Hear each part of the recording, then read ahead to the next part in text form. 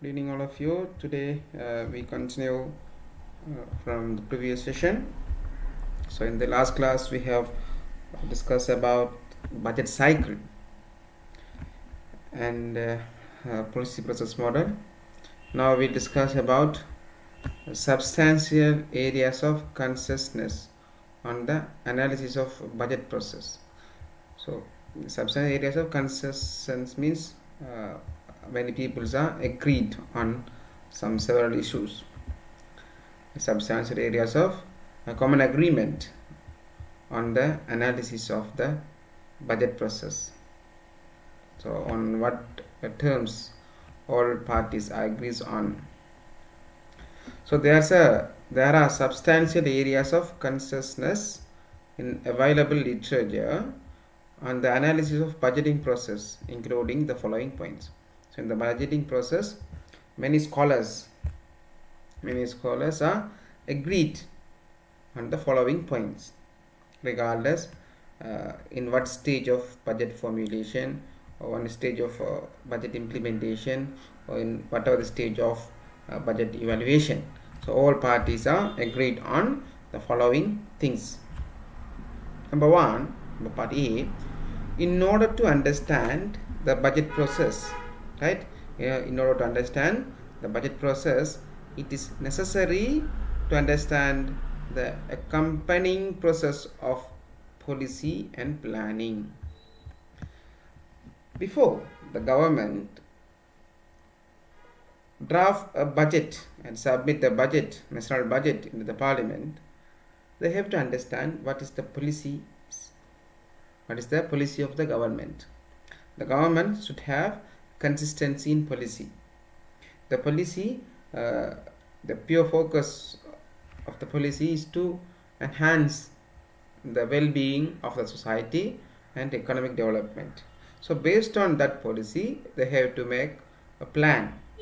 So for that, the government and the executives who are involving budget drafting, budget planning, they have to have a clear idea of the government policy. So in order to understand the budget process, it is necessary to understand accompanying process of policy and planning. So that is very important, because the budget is a document that reflects on what areas government give priorities to make expenditures. So it's a mirror. Budget is a mirror. It's showing the government policies. Number two, the process of allocation of resources. Allocation of resources here, the money allocation. Here the resource indicating what? The money. Through budget, government allocate money. So the process of allocation of resources to different institutions. So there are different departments, different institutions, and purpose is essentially a political, right?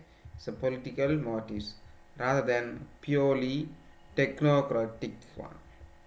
Any attempts to address content of budget allocation without looking at political process is therefore unlikely to be helpful. The budget, most of the time the ruling party use the budget as an opportunity for the political campaign. They are targeting next election and to win that election they wanted to attract the voters. So therefore it's a budget proposal, budget document preparation. Budget preparation is seen as a political tool. Everybody's are except on that point. It's essentially political. And the problem of budget allocation, how resources are divided. The problem of budget allocation, the fund allocation, the how resources are divided cannot be abstracted from macroeconomic and revenue issues. So it determines this is efficiency and effectiveness in use of fund. So budget allocation is a political motive. So we cannot it cannot be we cannot be say that the government allocate money to develop this country, and the government allocate money for the economic growth and reduce the unemployment rate. So not like that. It's kind of strategy.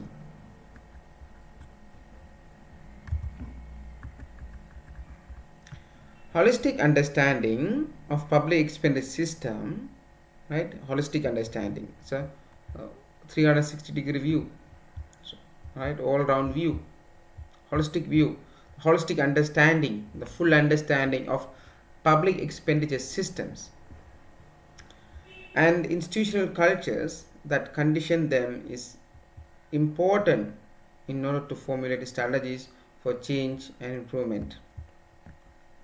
Right?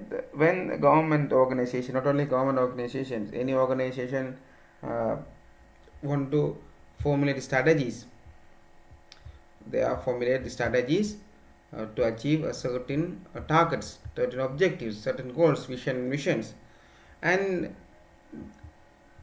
the public spending, the public allocation of the budget fund allocation should help them to implement their strategies to achieve the certain objective. So they have to before the government prepare budget, they have to understand when they allocate money for a particular department, they have to understand what the strategy is, what are the objectives, what are the missions, so, or for what purposes a particular institutions need money, need allocations. So that kind of understanding is very important. That's what he says, a holistic understanding of public expenditure system. Just rather than considering just to pay salary, just to maintain the organization at its status quo. It's not a good thing. So government allocate money for the purpose of providing better services to the citizens. So based on that, they are developing plans. The government should understand that plans, and they have to allocate money. Therefore, they have to understand their institutional culture, and that condition they are important in order to formulate strategies to change and improvement. It should never be automatically assumed that allocation translates accurately into spending. Okay? Say in the budget proposal, they may allocate 10 million or 100 million for a particular institution, particular government organization. The 100 million is divided into several components, several items. Say item 1, for example, 10 million is allocated. So it does, if they mention 10 million in the budget, it does not mean that this 10 million will be used in a particular item 1.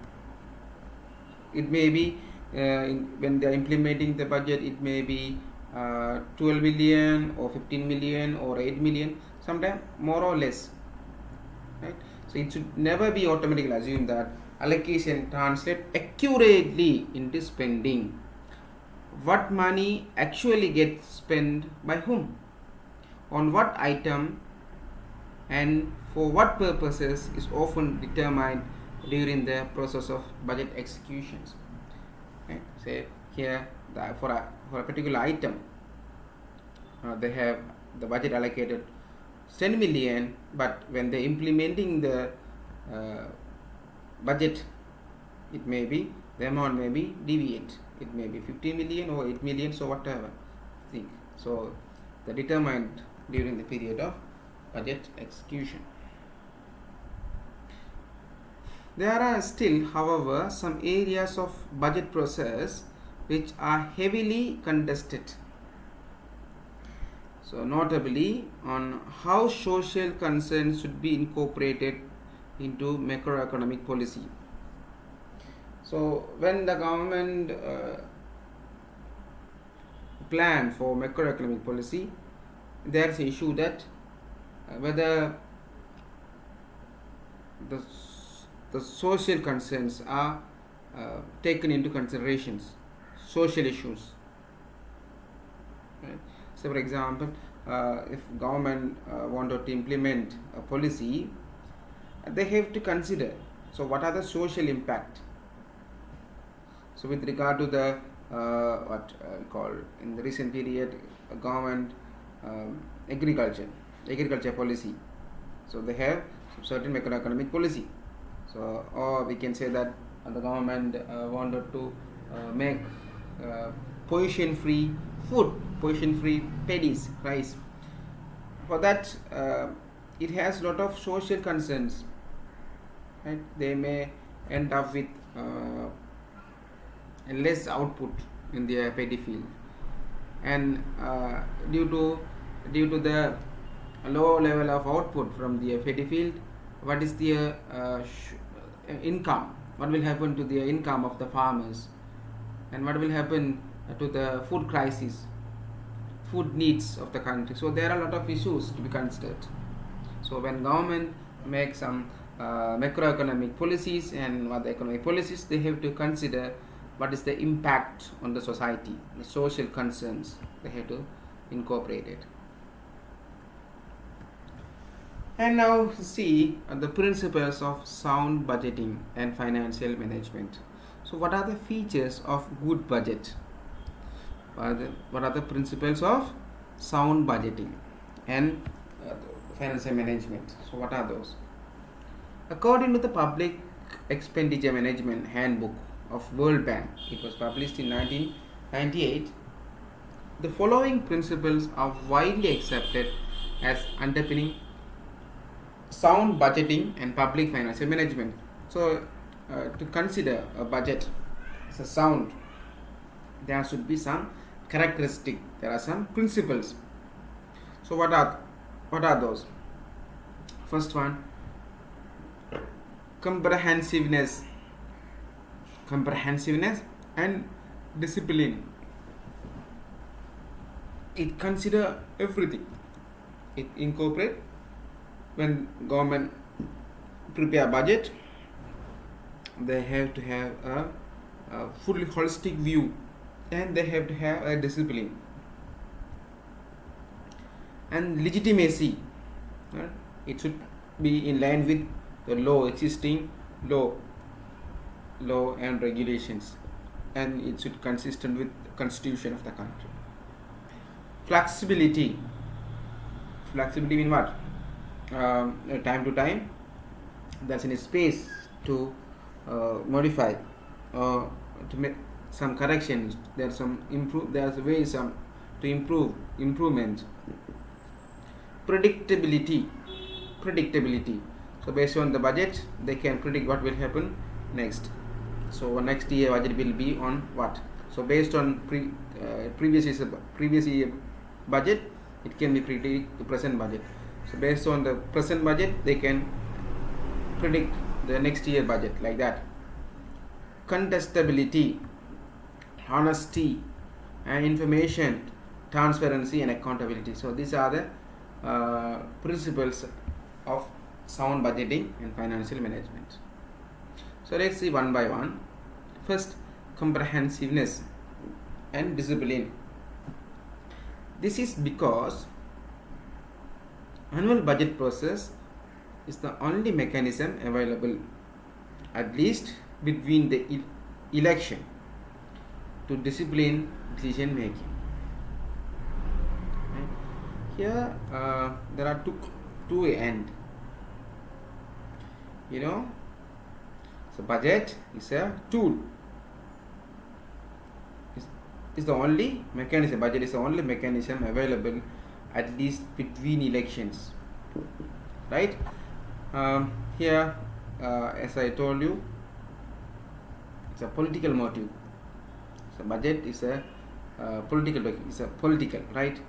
Budget has been seen as the political agenda, right? And here, economic or social development. if government fail to consider the political motive, they are entirely focusing on economic development or other social or other things, and they forget about the politics motive. So what will happen in the long term? In the long term, if government implement this one, the long term the country will get a good status. The government should suffer for a short period of time, but in the long run, our country will be shine, will be perform well. But in the mind of the people, so most of them may be dissatisfied with the government. But in some time, when the election here, if the country faces election in the near future, so they forget about this thing. They forget about the long-term sustainability of the country. Now they are preparing budget at this stage. This means they forget about economic development and social development, but the government wanted to satisfy the citizens, the people of the country. So the government tried to satisfy the people to win the election. A good budget should be at this point. They have to balance economic development as well as political motive. So comprehensiveness mean, so it should consider long-term social benefit of the country, long-term economic development of the country, as well as the government stability. Government stability means political stability.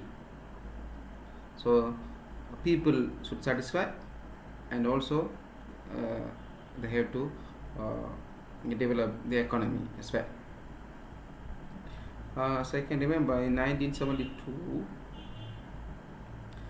during the period of Srimava Bandaranayaka, she has proposed closed economy in our country.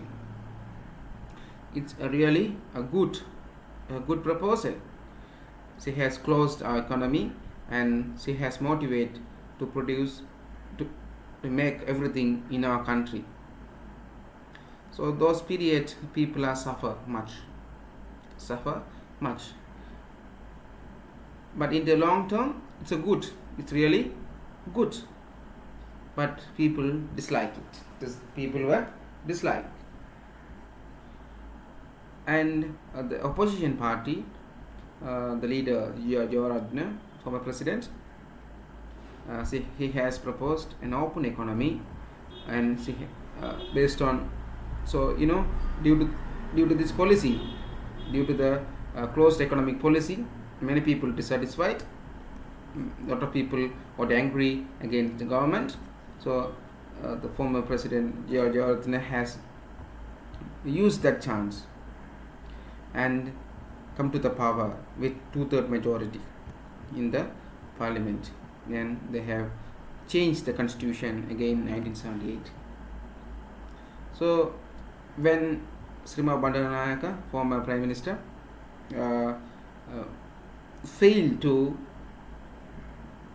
cover the political motive, she has target on economic development and social development. Her target is a long-term growth, long-term development.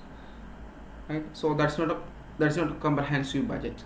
That's not a comprehensive proposal, because she has failed to consider the mind of people, mind of the citizen, mind of the voters. So she has failed. But in 1978, open economic policy, people are success, people are very happy. But in the long term, now we are paying for that. Everything coming from China, right? All item, whatever we see, it's all are coming from China, made in China, made in India, made in Taiwan. Very rarely we can find a product from our country, from our motherland. We can't produce even eraser we can't produce. The bold we can't produce. Right? So where are we now? In blade we can't produce. Sponge we can't produce. We are number one in producing rubber product, but we are unable to produce razor, pencil eraser. We can't produce. It's coming from China. So that is the outcome. In 1978, they wanted to satisfy the people. They forgot about our future, long-term future. Because of that, we have import many things from other countries. We pay our reserves. We pay our money to the other countries. Due to that, our economy has fallen down. Now we are paying for that. We are suffering. It was the mistake done in 1978. All our people make mistake. People made mistake in 1978. They have chosen a wrong policy. They have, right? It's a historical mistake for us. We are paying for that. So what I am trying to tell you is, when government draft a budget, they have to have a comprehensive. They have to have a holistic view. They have to follow a proper discipline when they make decisions. Today one decision, another day another decision, contradictory decision. January one policy, February another policy. So last week one gazette notification by accepting a particular decision, particular policy, and the next gazette it comes to cancel the policy. So this kind of thing is not a disciplined one. So this is because the annual budget process is only mechanism available, at least between the elections, to discipline the decision making. Comprehensive requires holistic approach to diagnosing problems. The government, before drafting the budget, they have to diagnose the problems. What are the problems available in our country? Understanding all the links and evaluating institutional impediments to performance, and then finding the most appropriate entry point to launch phased reform, but eventually expand to become comprehensive. So before the government decide a policy, they have to think what are the outcomes due to the policy implementation. So best example is what? The fertilizer issue. The organic, right? Chemical. The government banned chemical fertilizer and promote organic fertilizer. It's really good, but what actually what happened? What? So they have forget, they not consider the consequences, and due to this policy, many business people and citizens predict that in the near future we are unable to get enough food items in the market. Therefore many people buy more and store in their home, right?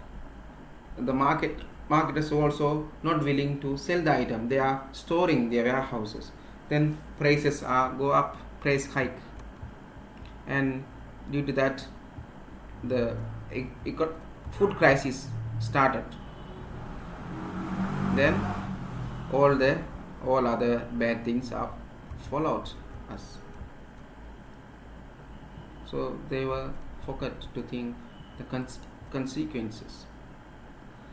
They were diagnosed the problem well, but the solution is questionable.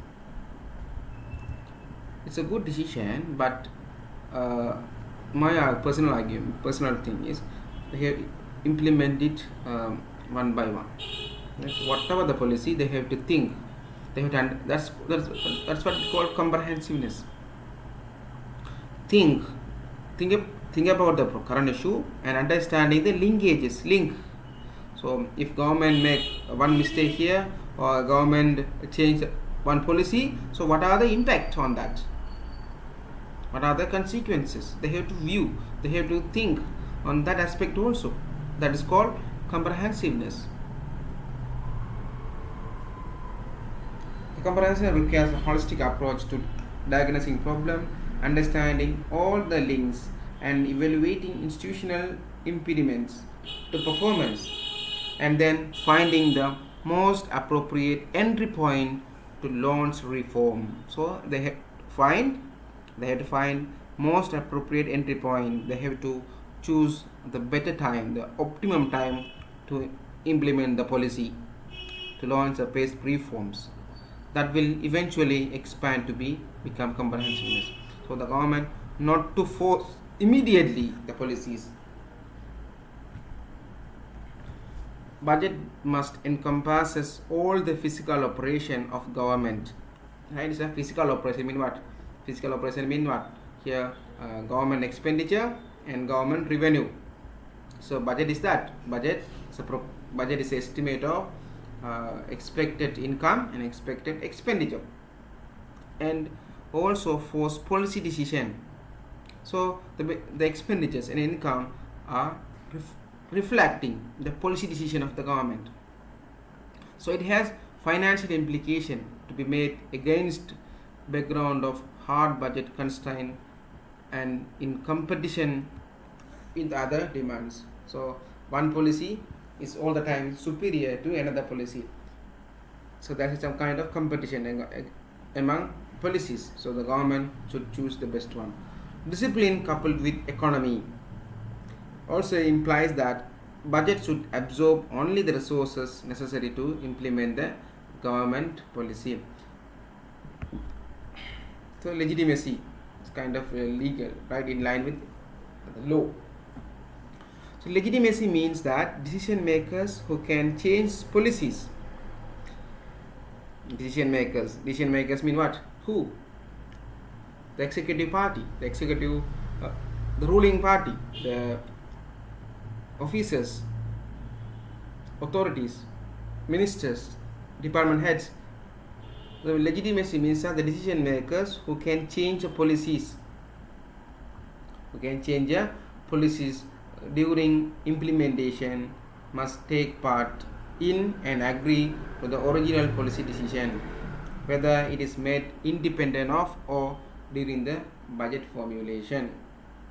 So decision makers also, so even the decision makers, the ruling party, they are the partners in making government policies. They have to adhere first on that policy. When they are formulating the budget, even when they are implementing the budget, they have to adhere. They have to adhere on that policies. So they must take part in and agree on original policy decisions. Sometimes, so you may observe that people are saying good things, but they are not following by themselves. So advices to others, not for themselves. So that is not legitimacy. So legitimacy also means that decisions made during the budget process should focus on those affect the policy. So one policy may against another policy of the government.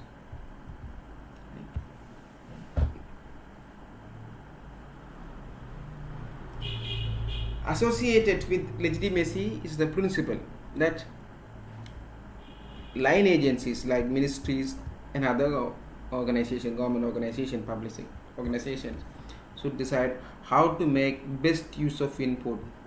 So it's regard to what? Efficiency inputs, and that community and private sector should make decision they are best placed to make. Flexibility is linked to the concept of pushing decisions to the point where all relevant information is available. So when a particular organization or government can get an optimum decision, when a person or when a government take a good decision, optimistic decision, when it is possible only they have all relevant informations on their table. Operationally, managers should have authority over managerial decision.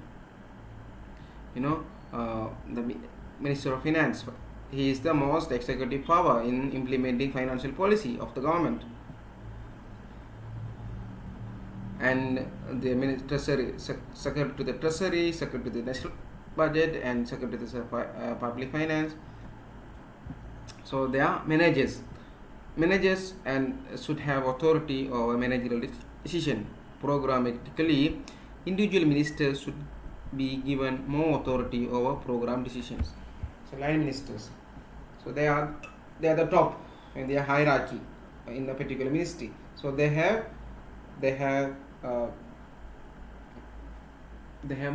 more authority on that. With regard to the ministry, the ministry secretary should have more authority rather than other executive, rather than the people from Ministry of Finance. For example, Ministry of Education, Ministry of Secretary to the Ministry of Education has more authority when implementing policy decision, or when they are taking policy decision, rather than when you compare with the finance minister or secretary to the finance ministry. So when deciding policy decision in education, so secretary to the Ministry of Education is more appropriate, more authority on that. In this time, secretary to the Ministry of Finance not interfere on that. They can make some advices. So it's kind of flexibility. Operationally, managers should have authority over the managerial decision, and programmatically, individual ministers should be given more authority over program decision. This must be accompanied by transparency and accountability, but it also requires a tight strategy. Too often in public sector, implementation is tight but strategy loose. Contestability is kind of what? Competition. So contestability in policy development and service provision is the quid pro quo. It means exchange for one to another. It's called what? Quid pro quo. Exchange for one to another. For greater predictability, as it ensures that existing policy is subject to review and evaluation, and line agency performance is subject to continuous improvement. Here always policy A may be seen as better policy than B. Later on, people realize that policy B is better than policy A. And again, later period, again they may think that policy A is better than B. So always there is a space for improvement. There is no one policy. So all the times there's a contestability in A and B. So no one can say that particular policy is the better policy. No one can say. So that's called, every policy should have a contest. That's a sort of competition. So the government policy agency should make some reviews and make some evaluation on their performance, and they have to make some improvement from the existing policy, or they have to choose the better policy. Predictability. It is important for efficient and effective implementation of policies and programs. Public sector will perform better where there is stability in macro and strategic policy and funding of existing policy. This requires attention to the balance between the short term and long term. Fiscal policy must take account of the need to ensure that the timely flow of fund programs and projects. This requires medium-term approach to the adjustment of budgetary imbalances, program development and evaluation. So it is still about consistency of policy. In short, we can say that consistency of policy. So government should not have policy A in January, policy B in February, policy C in March. Not that kind of things. So if government policy is A, and people know that it will not change in the near future, then people will support on that, and other donor agencies will support on that. So they can predict what will happen in the next period. Honesty denotes a budget derived from unbiased projections, both revenue and expenditure. Honesty. Remember, for political purpose, some government in some countries, they are overestimate the budget, overestimate the revenue, overstating the revenue to satisfy the people, to satisfy the parliament members. Right? Sometimes the government overestimate the expenditure, so because of bias, or sometimes it may be done by purpose or it accidentally. So honesty denotes a budget derived from unbiased projections of both revenue and expenditure.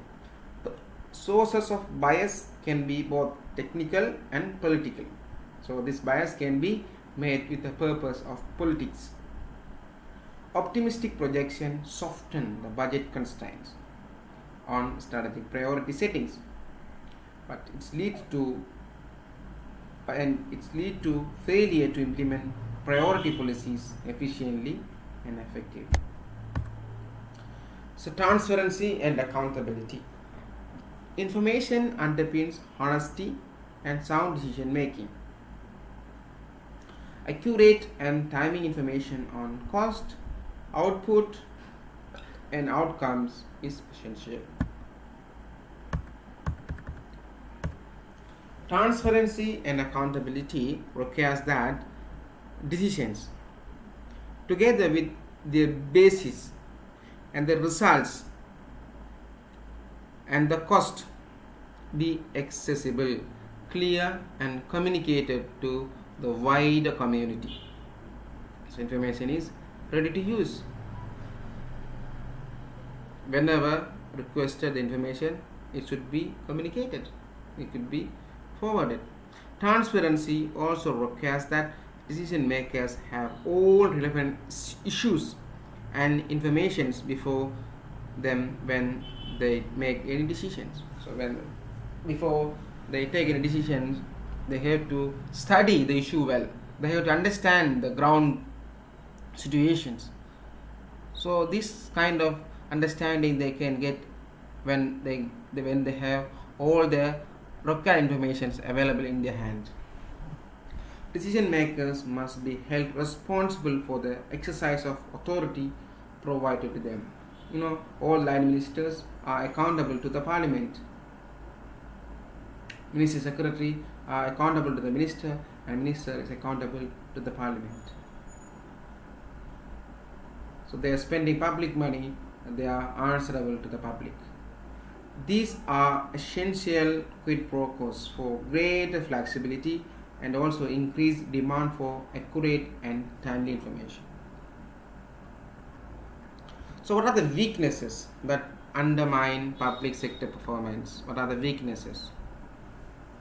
Weaknesses that undermine public sector performance. Poor planning. No link between policy making, planning and budgeting. Government policy is A, therefore they have to make plan based on policy A, but they are policy A, but they are planning for policy B, and when they are preparing budget for policy C, there is no link. Poor expenditure control. There are many people, many officers abuse the fund, abuse public money. That means there is no internal control system, proper control system, internal control system on public expenditure. Inadequate funding of operations and maintenance. For some agencies, so for some ministries, you can find there are a lot of excess staff. People are working there without any work.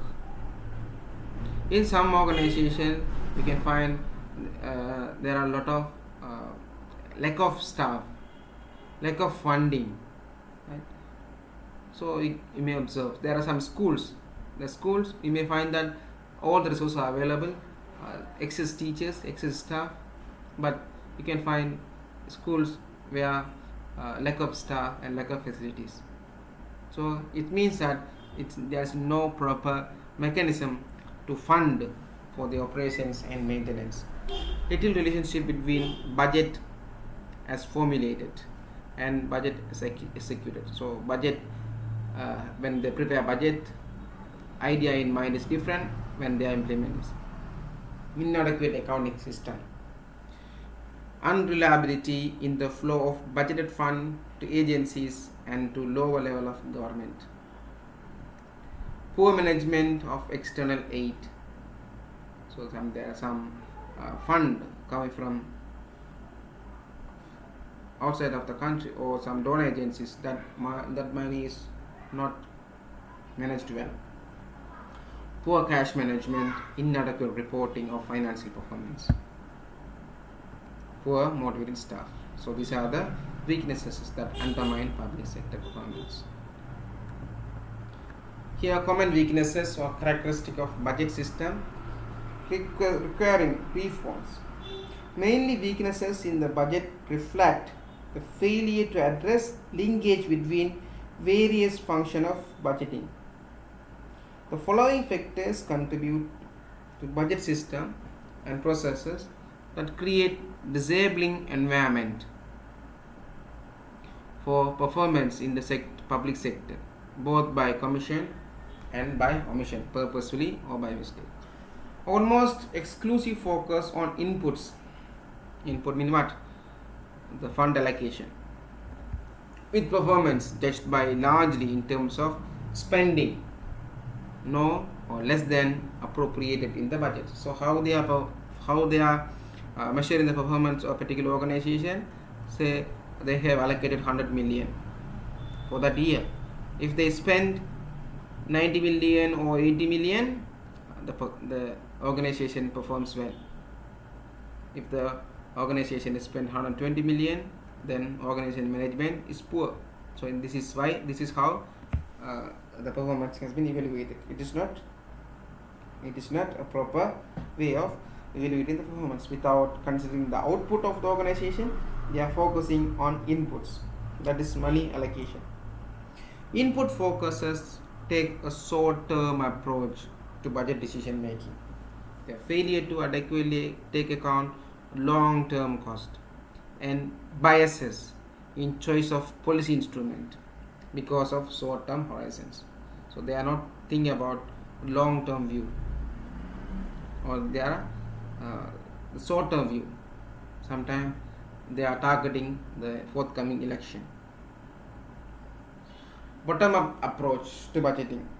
That means even if the ultimate stage of fiscal policy was appropriate game playing by both line and central agencies, lead to high transaction cost to skews the bottom-up bits into appropriate fiscal policy box.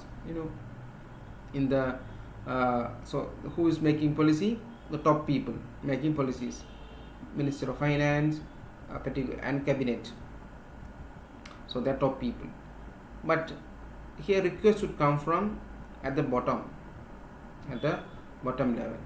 So when the suggestions should take it from the bottom level, and these suggestions should incorporate in their policy. But what actually happening? They are playing game at the top. So they are failed to consider suggestion from the bottom. So It's a failing system. Tendency to budget in real terms, leading either to pressure on aggregate spending where inflation is significant, or arbitrarily cut during the budget execution with adverse consequences in the agency level. So when they are preparing budget, they are not considering the inflation of the country. They are not considering purchasing power. So during the period of high inflation, it will adversely affect on that.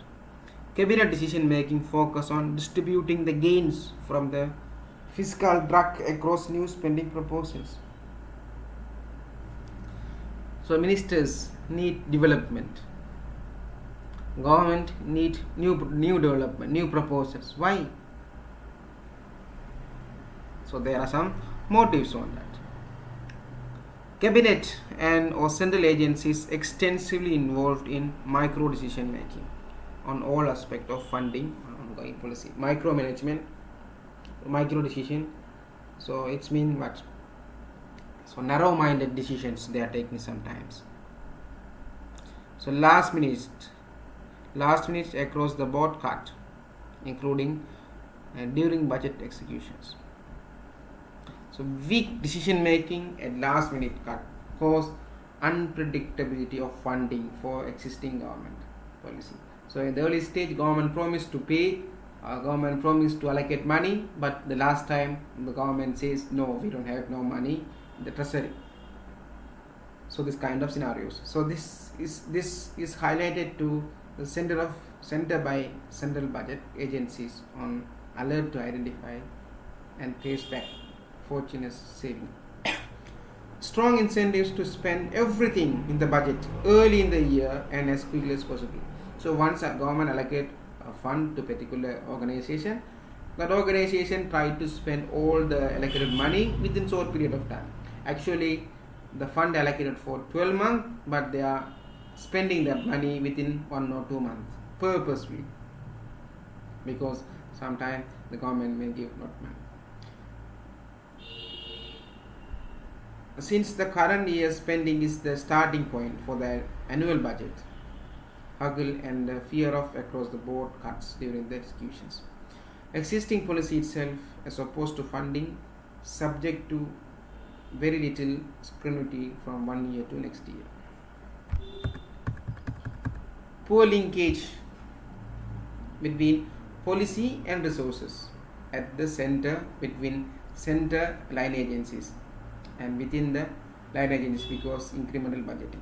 So lack of clarity as to purpose and task, and therefore poor information on the performance of policies, programs and services and their cost because of poor linkage. The linking together in association with the point above here, the government department of policy advising, regulation, service delivery and funding, and then aversion to user charging, and overall few incentive to improve performance of